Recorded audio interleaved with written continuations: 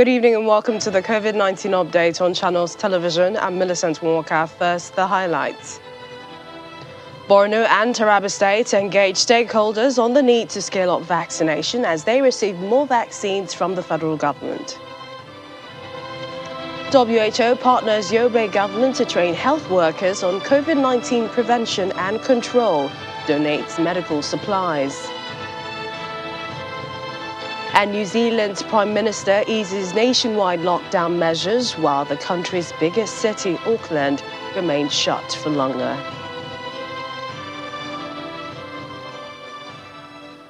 Nigeria last night recorded 835 cases of COVID-19 in 19 states and the FCT.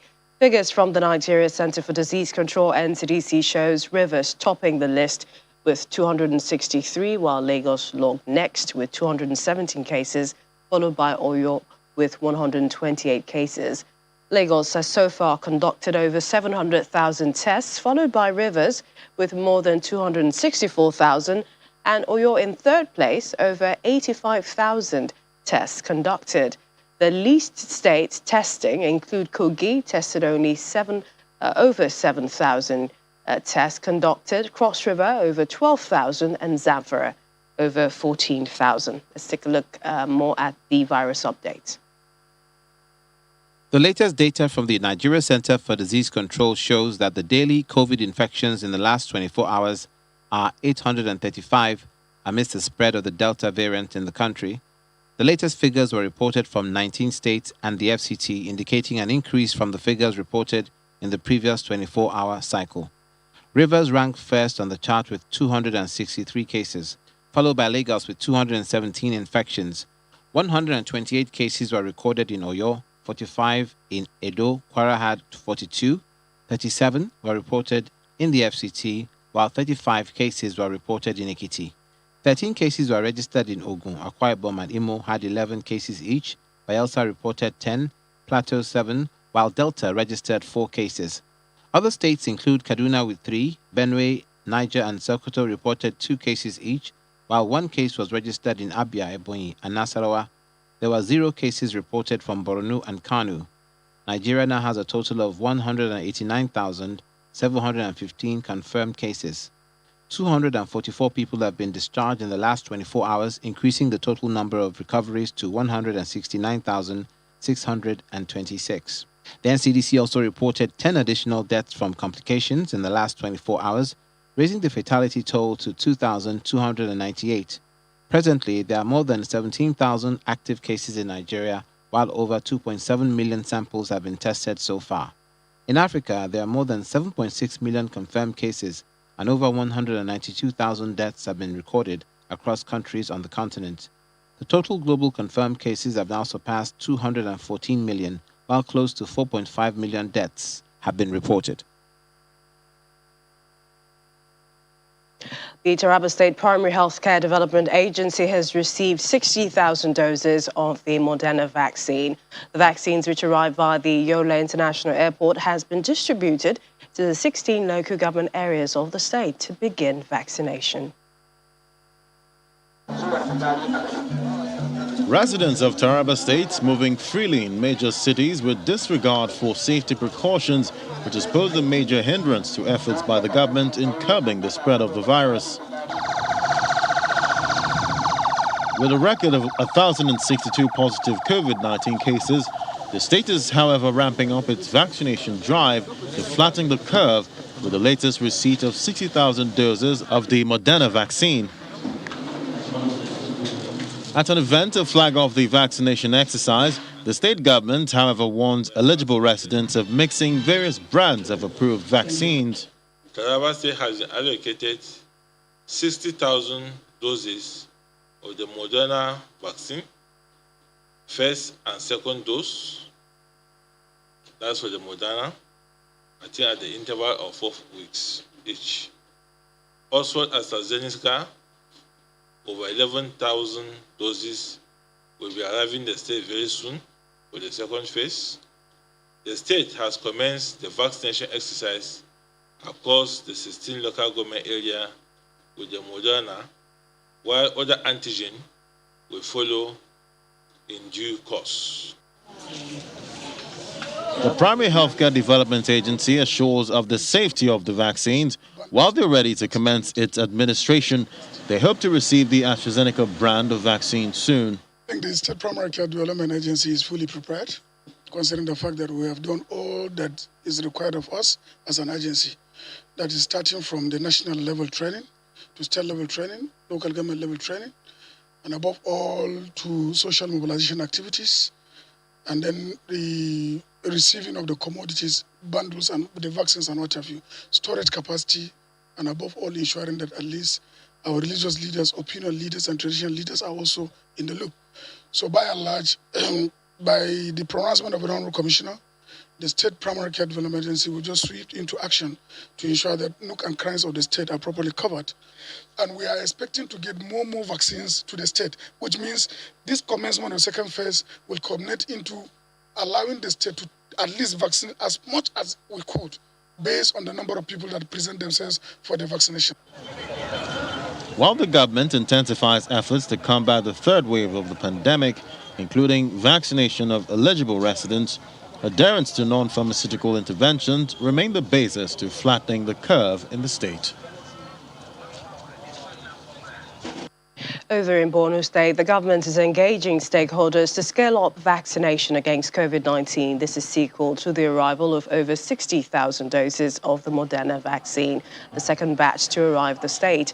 The executive director of the Borno State Primary Healthcare Development Agency, Dr. Goni Abba, who hosted health partners and community stakeholders in Maiduguri, says there is evidence that public sensitization paid off in the first phase.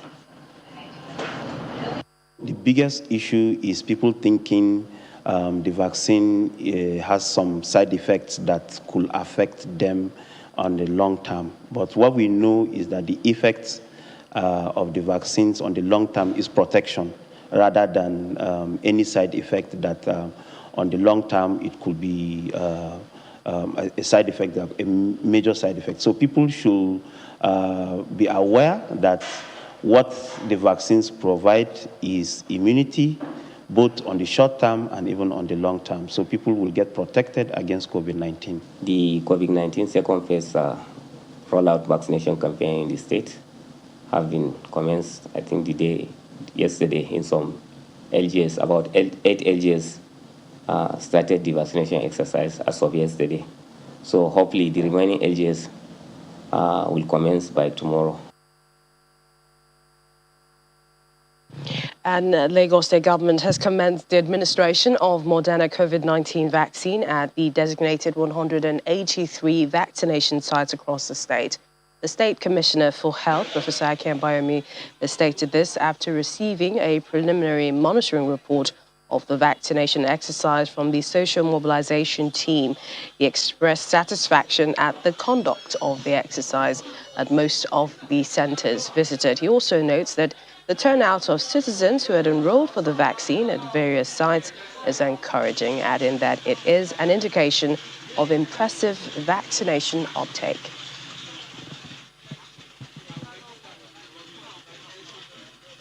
Joining us for more on the situation in Nigeria is Dr. Amina Alero. She's a public health physician. Thank you for joining us on the program.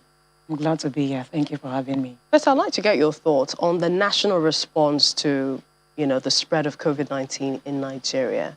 What do you think of it? I think Nigeria is doing pretty well. WHO ranked us fourth regarding the response to COVID-19, and that is a very good one for us as a country. Though there is room for improvement, we can be first or second, and taking over is good, so we can be the first. And across the various pillars of the response, we are doing very well, from coordination to case management, to risk communication, to research and all. So I think we are doing very well, but of course, we can do better. We can be first, like I said. I was just taking a look at the breakdown of testing that shows Lagos is getting close to 1 million in terms of the number of tests, but not for the other states. And one begins to wonder because, the public health measures we keep hearing is more testing, frequent testing, in addition to the non-pharmaceutical protocols, and then, of course, vaccines. So what do you think other states are really doing? Well, I think the response should be holistic. Like we said, Lagos State is doing a lot of mobilization. They're doing a lot of monitoring. They're doing a lot of training and retraining of healthcare workers and trying to use the holistic approach.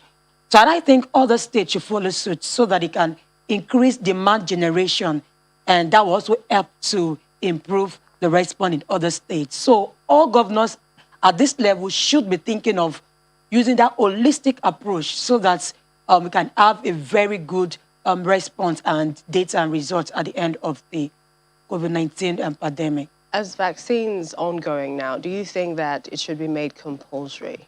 Mm-hmm. Well, for me, I am of two opinions. One, I think the vaccine can't be made compulsory as a last resort, okay? Because we can have some gains. If we say before you access some facilities, like maybe for the hospital, for example, you need to show at least evidence of vaccination to protect healthcare workers that work there. And like, yes, we can have some gains, and that will improve our uptake. But my major concern is that the right approach right now? Is there any legal framework available right now? Is it not infringing of the fundamental human rights of people? Is it a law? Has a bill been passed? Has it become a law? Would it result to a lot of litigations? Would it further increase vaccine hesitancy? Do we have enough vaccines to go around? Let's say today, if 80 million Nigerians want to get vaccinated, do we have that capacity? Do we have enough vaccines? Is our health system strong enough to tackle that large number of people if we really want to get vaccinated? So rather than we making it compulsory, I think we should be focusing more on health education. Let's market the vaccine. Let's get people to buy into vaccination. Let's encourage people to let them understand the benefits.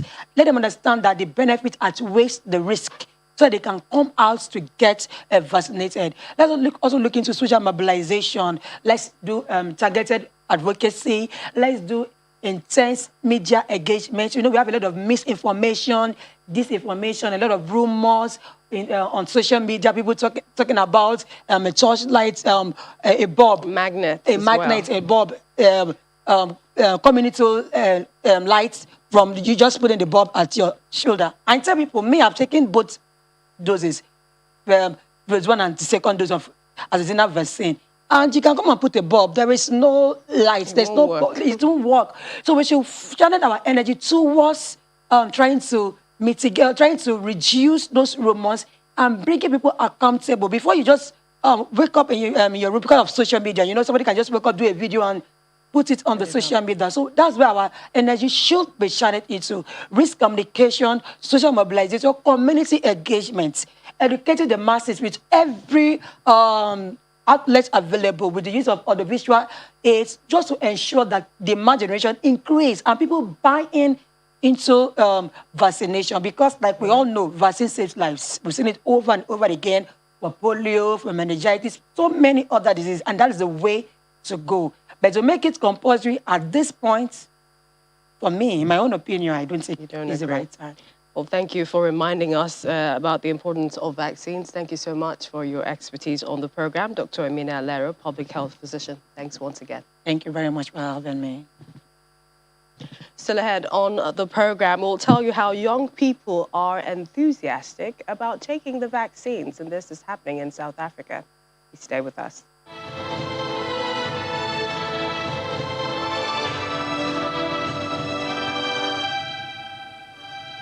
Welcome back. South Africa is ramping up vaccination numbers with a number of out-of-the-box initiatives, from pop-up centers to drive-through ones. So far, more than 11 million people have been vaccinated, and government says this is as a result of younger members of the society who have shown tremendous enthusiasm towards the vaccination process.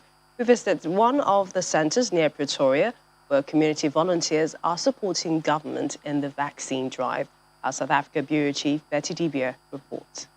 The Swart Cup racing track in Centurion near Pretoria is a crowd favorite, but this queue of cars came not to race, but for a shot in the arm for the drivers, drive-through style.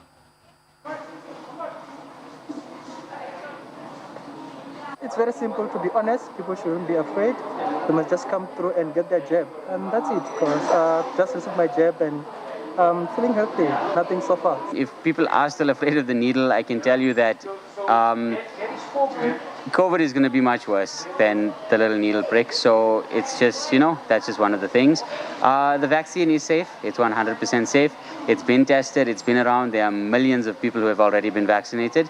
I don't see any reason why not to go in. This is a partnership between the community and the provincial government of Gauteng. We decided to set up this drive-through, the first for the capital city of Pretoria, because there's a massive demand. We've got long queues every day. People want to get vaccinated. They sit in the luxury of their car. They get the jabs. They got a choice between Pfizer and Johnson & Johnson. The Premier of Gauteng Province, David Makura, came to see what community effort has achieved here with volunteers. This drive-through vaccination center reached the 5,000 milestone this week, and the numbers are increasing, especially since vaccines opened up to 18-year-olds and above. You're taking your first or your second? Okay, fantastic. Premier Makura commended the young vaxxers and sent out a plea to men especially to get in line for a shot. 2 weeks ago, we raised the alarm around men. We have seen improvements in the vaccination of men. In other words, just since Friday, more men are taking the jab.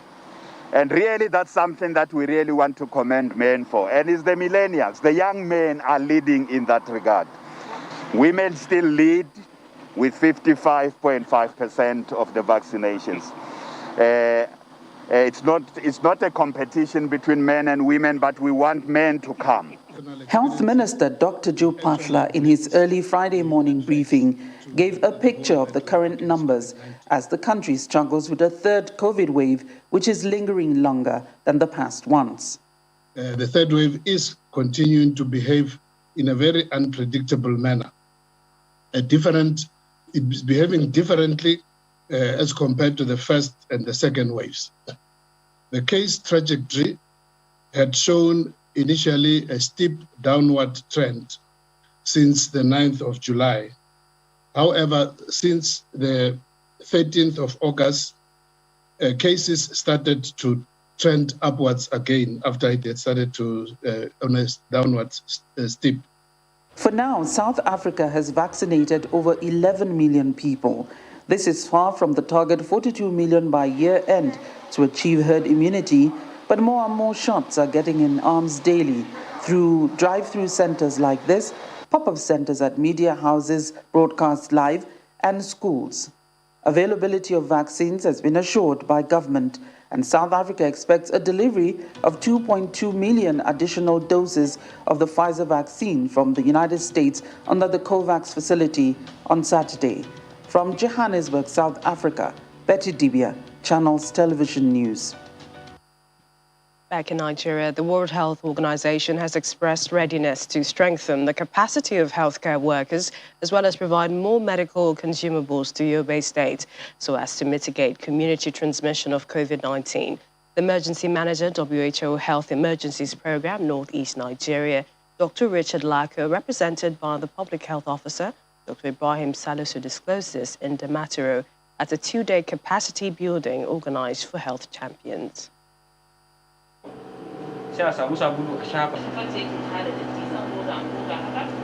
Since the outbreak of coronavirus pandemic, there's been the challenge of sensitization on COVID-19, especially in rural areas of Yobe State. Please mitigate the impact of COVID-19. This has prompted the World Health Organization to partner Yobe State government in engaging and building capacity of community health workers on COVID-19 infection, prevention and control. We have trained and deployed teams of volunteers, that is the community health champions, in various local government areas across the state. And these community health champions are delivering integrated disease prevention messages, and they're helping the community members to adhere strictly to the COVID-19 preventive measures. The World Health Organization attests to remarkable success that has been achieved so far, as many residents have now embraced the practice of proper hygiene in a bid to curb COVID-19 in the state. COVID-19.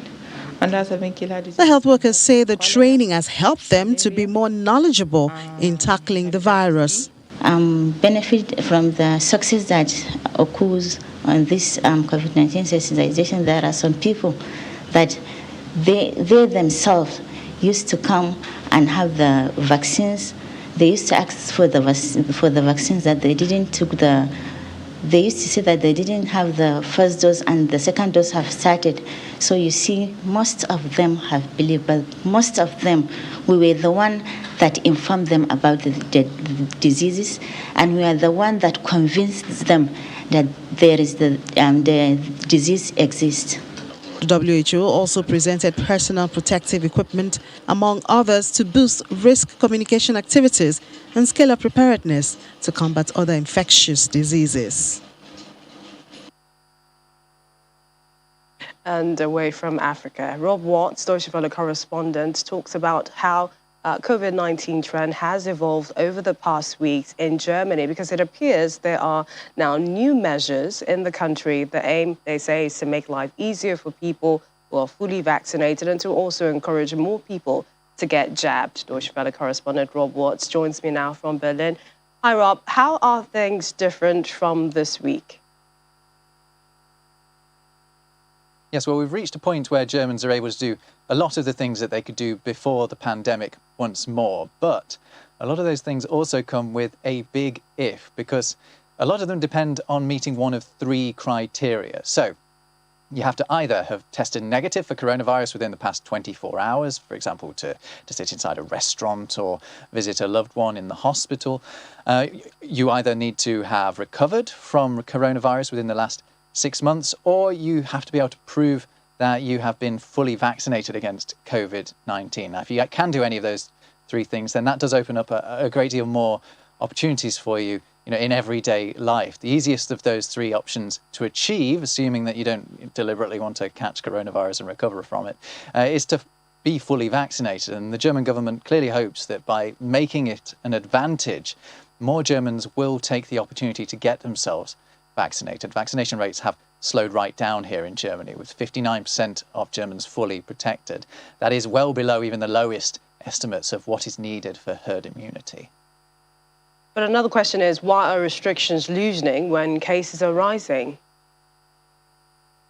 Well, you're right to point out that the situation is getting worse, because earlier this week, the public health body in Germany, the Robert Koch Institute, did declare Germany to be in a fourth wave of the pandemic. The number of cases is rising. It's currently at around 66 per 100,000 people over 7 days. That's for the entire country. However, there are areas where the incidence rate is much higher and others where it's much lower. But though cases are rising, the number of people in hospital is at nowhere near the level we've previously seen with these kind of case numbers. Vaccinations have really broken the link between getting coronavirus and having to go to hospital. So the disease that people are getting is generally milder. Now, the German Health Ministry has said that it is now time to use a different measure of the severity of the pandemic. Before now, the incidence rate per 100,000 over 7 days has been the measure to decide when to toughen restrictions. However, the number of people in hospital may actually be a better alternative from here on. Finally, Rob, how is the German government trying to encourage more people to get vaccinated? Well, as I mentioned, the government is hoping that making life easier for vaccinated people will be the way to get more Germans vaccinated. At the moment, unvaccinated people who want to sit in a restaurant, for example, will have to get a coronavirus test. Now, for now, those tests are free and they're widely available. However, that is going to change in October, when unvaccinated people will have to begin shouldering the costs of the tests for themselves. And, they can be reasonably expensive. Given that all Germans can now get vaccinated at no cost, the German government clearly hopes that unvaccinated people will therefore be convinced to get vaccinated, if only with the financial argument. Now, this approach is not without its critics, particularly those who say the German government is effectively making vaccination compulsory through the back door by making those who don't want to get the jab take the hit to their wallets. Interesting. Going to a restaurant, vaccination cards. It's really tricky. But thanks, Rob, Deutsche Welle correspondent, joining us there from Berlin. Police will be stepping up visibility, intensifying patrols under level 4 lockdown this weekend ahead of next week's change of alert levels, which will see all of New Zealand, south of Auckland, moved into alert level 3. According to Police Commissioner Andrew Costa, people can expect that police will intensify the enforcement of the level 4 restrictions and more people will be stopped and questioned about their reasons for moving away from home. Here's more on the global COVID-19 update. One of the largest studies yet in COVID found that some patients remained afflicted with either fatigue or shortness of breath more than a year after being hospitalized with the coronavirus. The Chinese study was published in the British medical journal, The Lancet. The study found that half of the patients still showed one symptom or another, most commonly fatigue or muscle weakness, a year on. Additionally, according to the study, women were 43% more likely than men to suffer from the symptoms. As you will have seen from today's case numbers reported, The New Zealand's Prime Minister Jacinda Ardern has eased the tough nationwide lockdown measures, although businesses and schools will still be closed, and the country's biggest city, Auckland, will remain shut for longer. Over the past 24 hours, health authorities reported 70 new cases. As you will have seen from today's case numbers reported earlier today, we may be seeing the beginning of a plateau in cases. Our job is to keep up the hard work in order to bend and then flatten that curve. We are doing really well, and we have evidence that what we are doing is working, but caution is still required. Based on all the information in front of us and of the advice of Dr. Bloomfield, Cabinet has decided that all of New Zealand south of the Auckland boundary will move to level 3 at 11:59 p.m. on Tuesday, August 31. We'll review these settings at Cabinet a week later on Monday, the 6th of September. In neighbouring Australia, the second most populous city, Sydney, has reported a slight fall in cases, but numbers still hover near record levels. New South Wales recorded 882 cases, most of them in the capital, Sydney, down from the record 1,029 on Thursday. And to keep the virus away, let's continue to take responsibility. You can visit our website, channelstv.com, for the latest updates. It's at your fingertips. That's the program this evening. Thank you for watching. I'm Millicent Mwaka. Stay healthy.